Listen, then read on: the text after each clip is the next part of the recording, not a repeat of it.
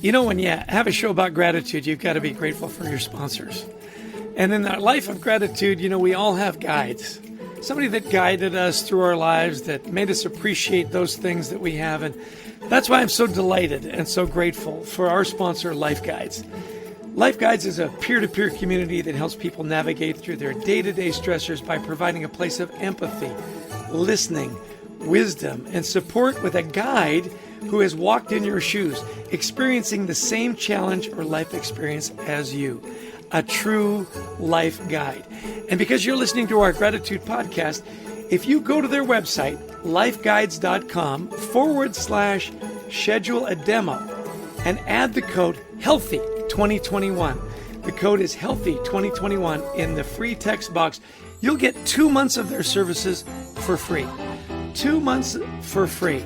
So sign up, show your team you care, get a life guide.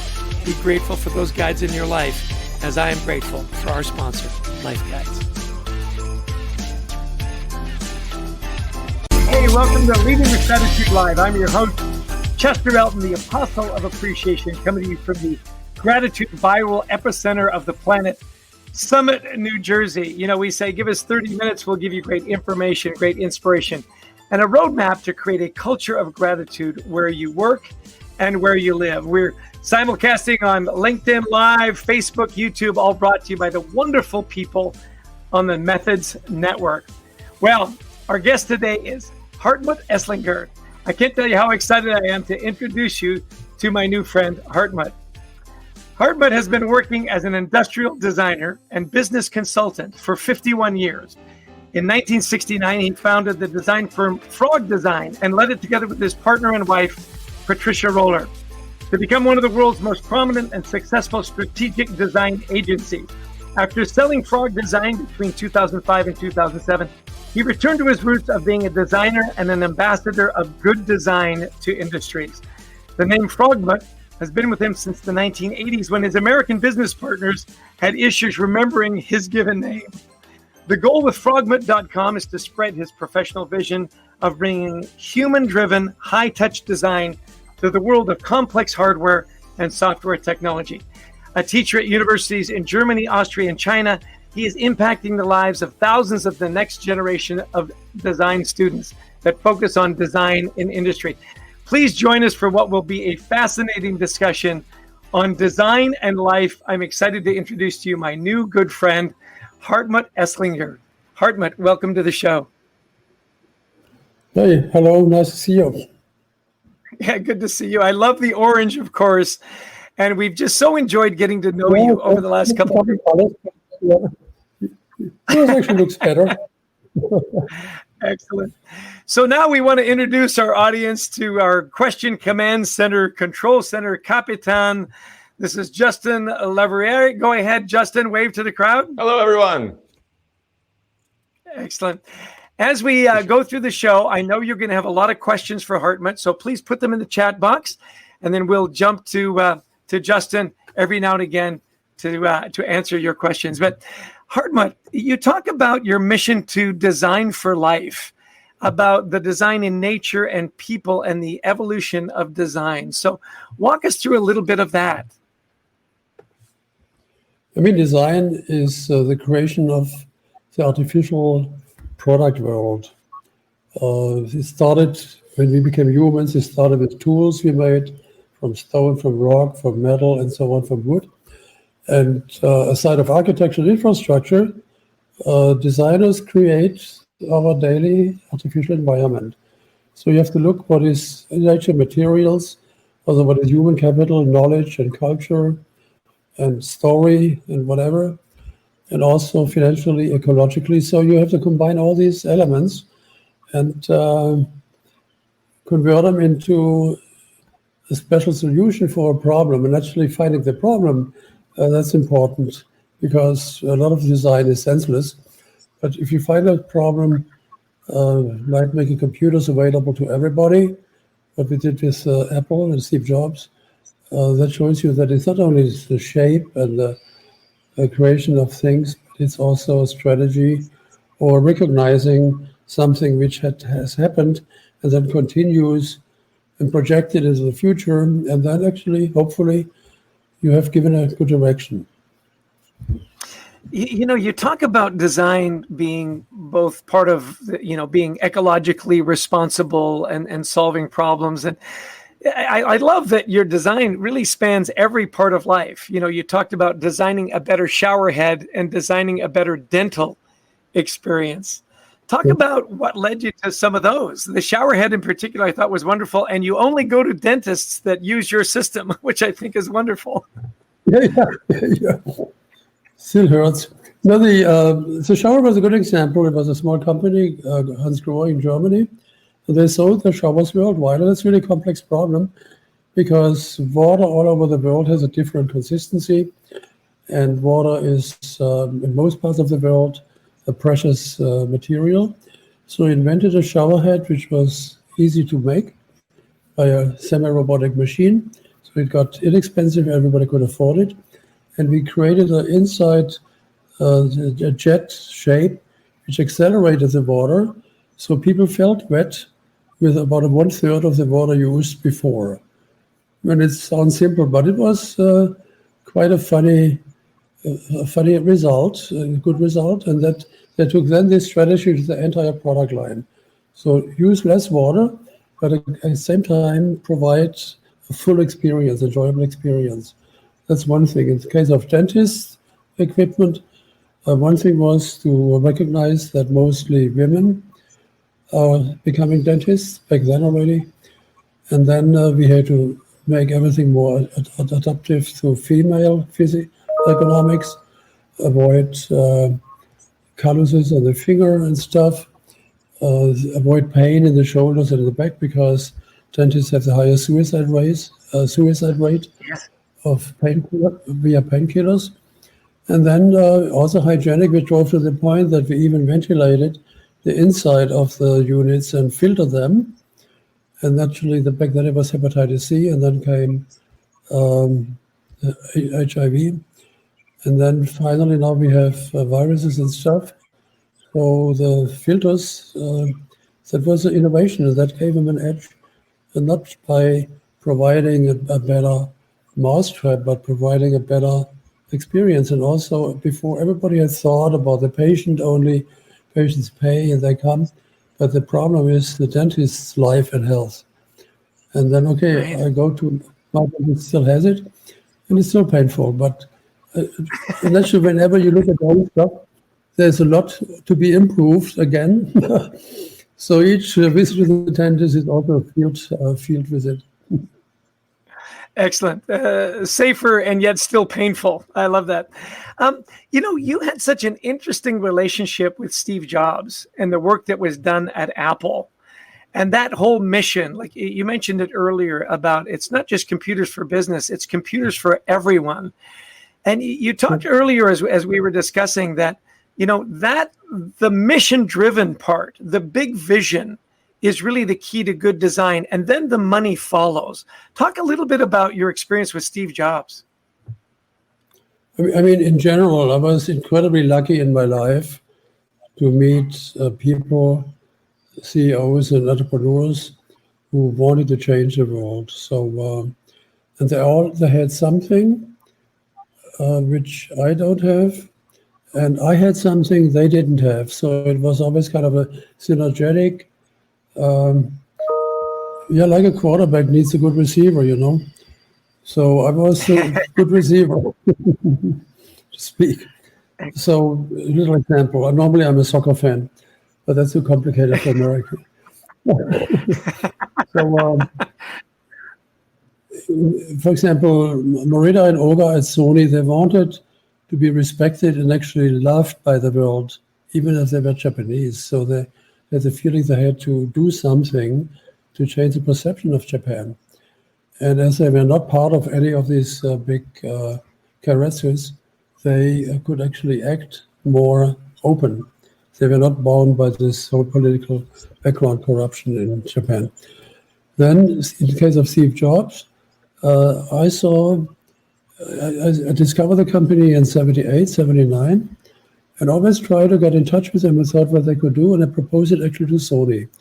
But Sony said, we are not in the computer business. It's a hobby thing, business. Well, forget it.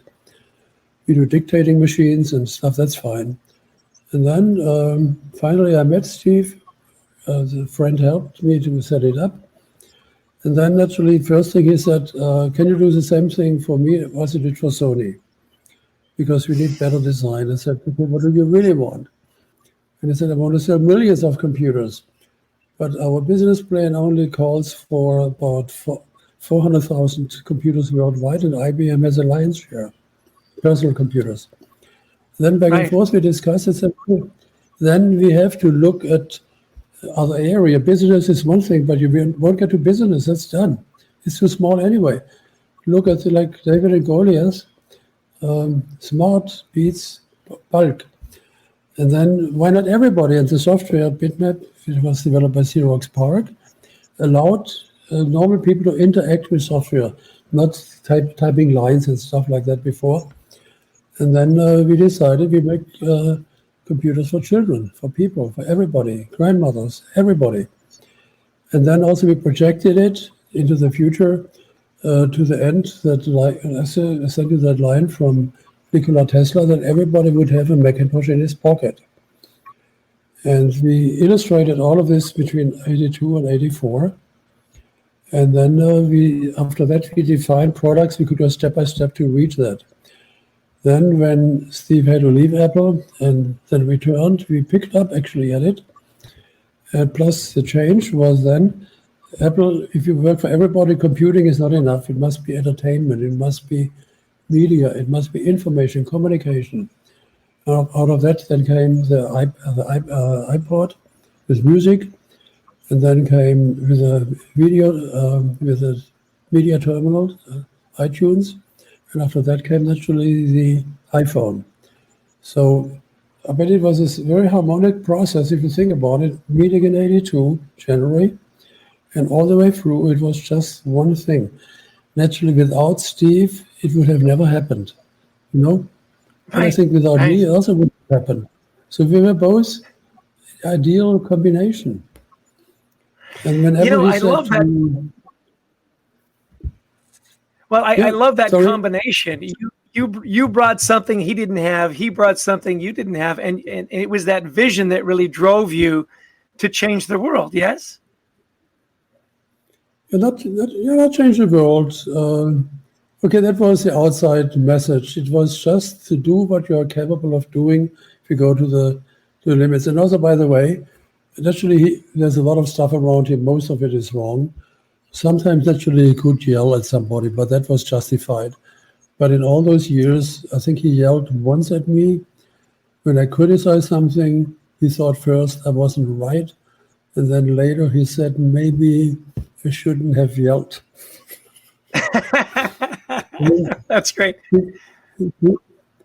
But normally we could really talk to each other on even ground and honestly, and not to take any. Actually, the big funny thing was very early in 83 or whatever that was, somebody showed something to us and everybody said, it's great, it's America, always got to be great, unbelievable. And I think in the German world, you cannot put that on TV here, on the internet here. I said, this is what it is. And then a year later, a similar situation. And I said again, I didn't like it. And then Steve said, I liked your German expression more. It got to the point very quick. So that's great. Well, listen, we've got questions coming in already. So let's go to the Question Command Center. Justin, take it away. What have you got for Hartmut? Hey, excellent. Okay.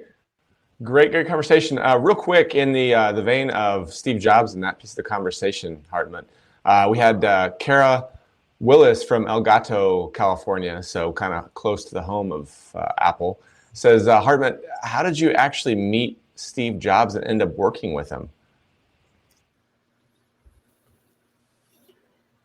Well, it was funny. It was a kind of a get-together, design mixer, and I visited some friends here, January 82, and one guy, Rob Gemel from Apple, was there and said, oh man, you should meet Steve. And I said, I try since quite some time. And then we met. Very simple. Awesome. I hope that's not Justin. too short, but that's what it was. Yeah, there you go. The meeting was. Well, how did you hit it off? Like, what was it that changed his mind, or he said, yes, you're my designer? When did that happen?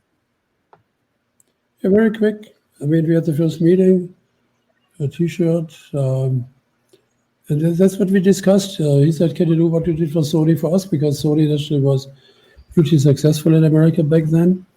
And I said, what do you really want? I mean, I cannot do Sony twice, it would be boring and wrong. And actually, as you probably have found in the book, Keep It Simple, we did a line of proposals which was similar like Sony, but it was not satisfying. So we had to go through a couple iterations. And in the end, the design language or design DNA of Apple was really relying on the digital paradigm of lines and structure and zeros and ones and programming. So I try to translate this into a physical, like a vocabulary of shapes. Also, I put in some Greek stuff. We learned in Europe about Greek aesthetics, numbers relating to each other. And there's really some secret in it's not straight numbers, it's pretty complicated numbers. And if you apply them, it becomes really feeling good, we humans are very much defined by proportionate realization. When we see a baby, we know exactly the baby because the relationship of the head and the hands to the body size, and then stuff like that. So we are trained as humans to recognize proportions as a big signal. And Excellent. most designers don't want to learn that. They use a computer now, and that's what I try with my students. So we try to discover in nature what is the proportion of an apple, what is the proportion of a Chinese tree, the mountains. That's what we are used to. If you look at the river, what are the waves? Look at the shape of the waves. Learn from nature, and that is what the Greek did a lot. And actually, Steve thought it was a bit spooky, but it works. It's a bit of kind of black magic, he called it, but so what? Yeah, it turned out okay. We got a couple more questions. Go ahead, Justin. Yeah, well, you're stimulating quite the conversation on the chat box here about design. Just some comments here. One is from Massimiliano, who says, I like to design with pencil and paper because I like to touch the idea that I have in my mind and really feel that. So it's be sure, so everybody on the show right now, if you're out there watching this, just know that we are looking at your comments. We see your questions. And Hartmut and Chester and I will be going back through after the show. If we don't answer your question on air, just know that we do see you, we do hear you, and you are important to us. Question comes from Travis Byrne in Orlando, Florida. Travis says, Hartmut, what designs do you think that we're going to see post-pandemic to keep people safe? Oh, good question. I mean, we have two trends in design. One is the old trend is to over-design and to copy and make everything a bit more ornamental and excessive. I think the new trend will be to be more thoughtful. And just an idea, a project I'm working on, a smartphone which doesn't have to be thrown away. You have a smartphone just stuck together as effective as possible, and then something fails, and then you throw the whole thing away. You could reuse the keyboard, the touchscreen, battery. Maybe you need a new battery, maybe a new chip. You upgrade it. So actually, there is a trash collection coming. Sorry, I have to close the window. Sorry. He'll be right back.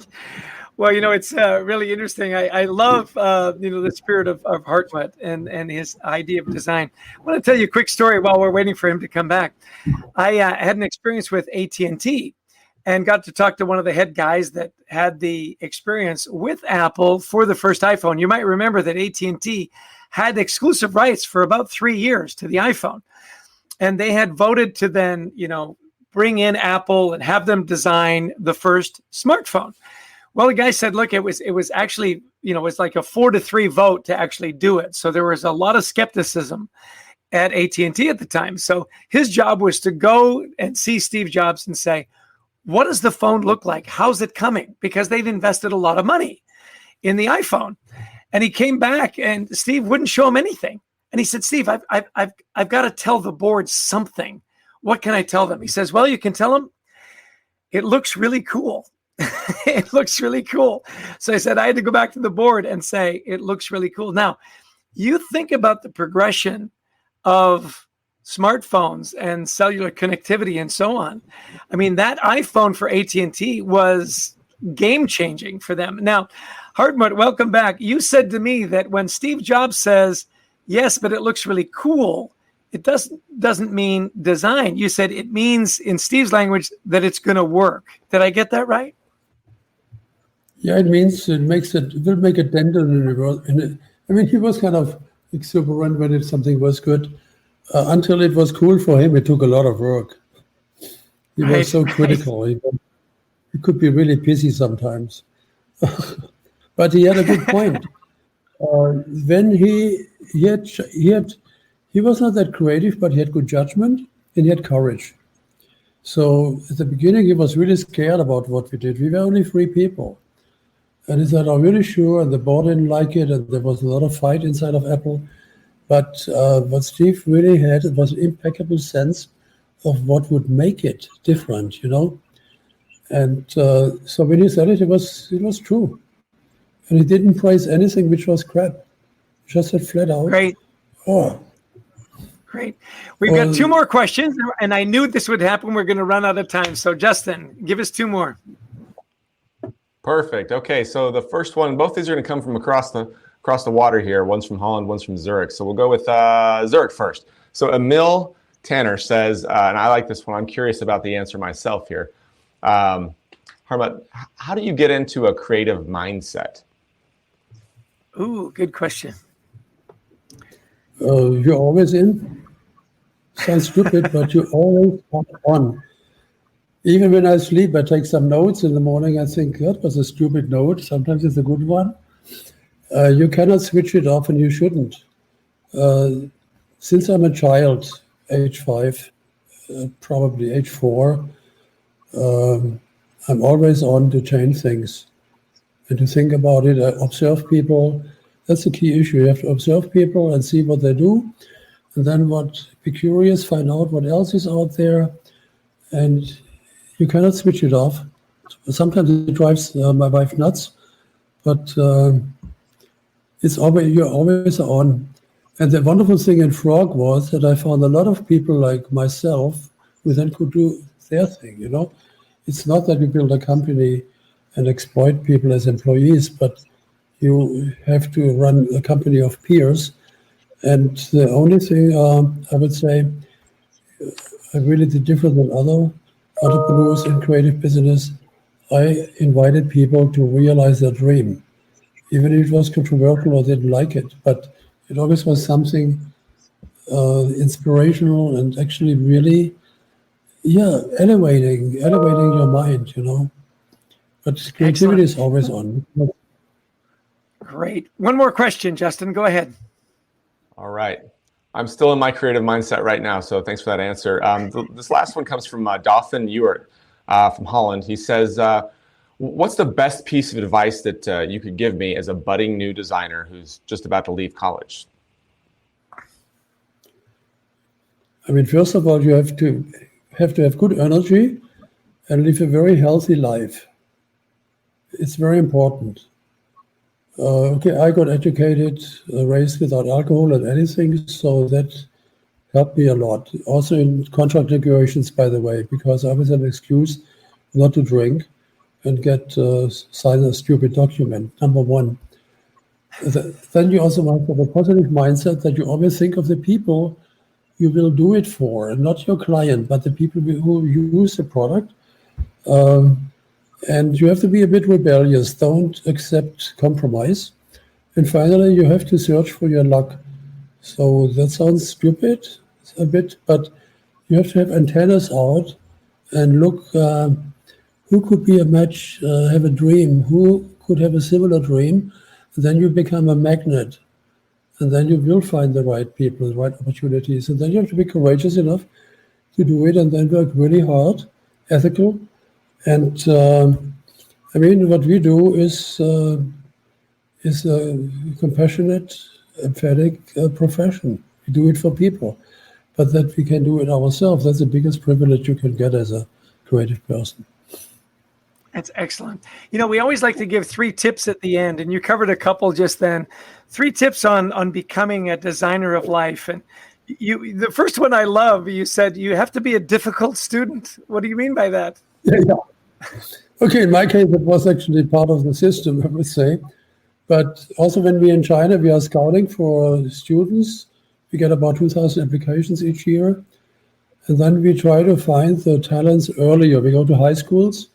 And then we normally always ask to the teachers, they give us a group of difficult students, those who don't match the Chinese system, similar like here, or in Germany or everywhere. Then they give us those kids and they sit there and I think, okay, what's going on? They meet all their crazy peers and then we get a really creative atmosphere. And I think as a creative person, you don't match the template. Only 1 in 8 is really creative. The other ones can actually help learn to understand it, but not to make it. And so there's a respect for it. So don't bury it. I met a lot of people, if I would have had a better opportunity, I would have been a great designer, but they are not, you know. It's you are or you aren't. And then whatever it takes, you live it. Right. So your number 2, I love too. You said, be stubborn and be ruthless. And clearly that's been a part of, if you believe in it, stick to it. Right. Yeah. I mean, whenever you go out as a designer, they try to sabotage you. And it was Motorola, whoever, bit worse than others. In the case of Apple, we were just 3 people, Steve Jobs, Tim Ferriss, and myself, who supported this new strategy. The rest was always fighting against us. And then you, at one point, have to say, end of story. You just do it. There is no forgiveness to mediocrity because they just drag you down. And naturally, that's not always nice for others, but they choose the fight, they get it. Yeah. And then I love you wrap up and you say, find your luck. You mentioned it earlier. Find your luck. I think it's a bit of advice. Yeah, I mean, my very first client, it's really funny. I was a company called Vega in Germany, small company, 4 million revenue back then in 1969. And I drove by when I went to university and I thought there could be something. And I knew that they made products for Braun as an ODM. And then one day I had a pre-diploma, foldable radio. It's actually up there in the closet still. And then I called from a payphone. I think I want to apply for as chief designer. I was a student anyway, a bit crazy. So I got a meeting, went there, hairs down to here, a bit hippie, and showed my stuff. And then the owner, CEO said, yeah, that's pretty interesting. Why don't you change this and that? I would do this like this. And then, but you can do an internship when you're done. I said, I want to be your chief designer. I'm ready. Anyway, so I went. And I took his changes and turned it into a model. And then I sent it to the first German Design Award, and I won it. So I went to Berlin, and then the Minister of Economics told Dieter Mutti also had won an award for TV he made. And then he said, you should hire this young man. That's the future. So, and then came Sony, and then came Louis and all the others won, yeah.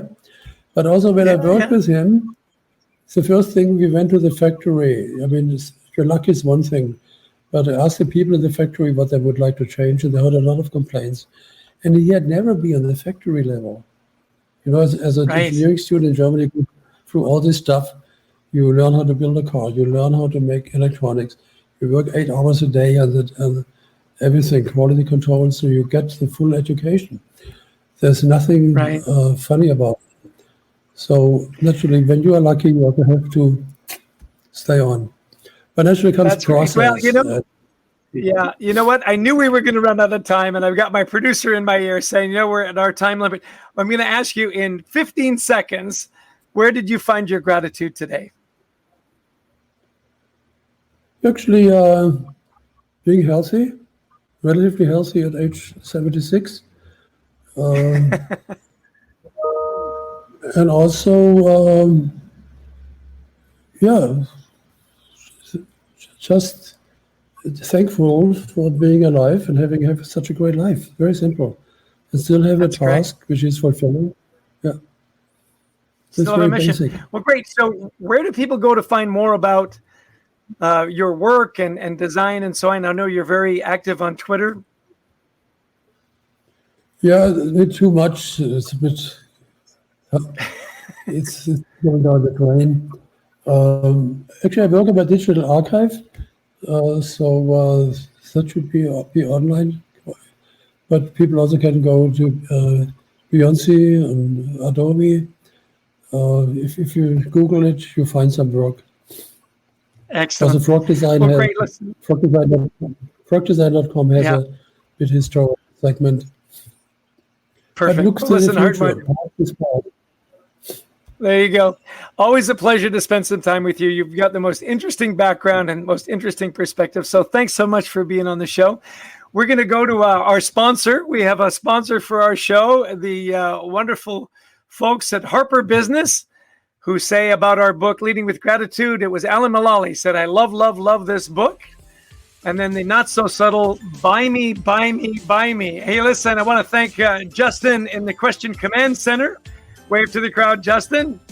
And to the world's greatest online producer, Brent Klein. Thanks to all the good folks at the Methods Network. And by the way, if you like the way this show is produced, you can get them and ask them, and they'll produce it for you too. They've been amazing.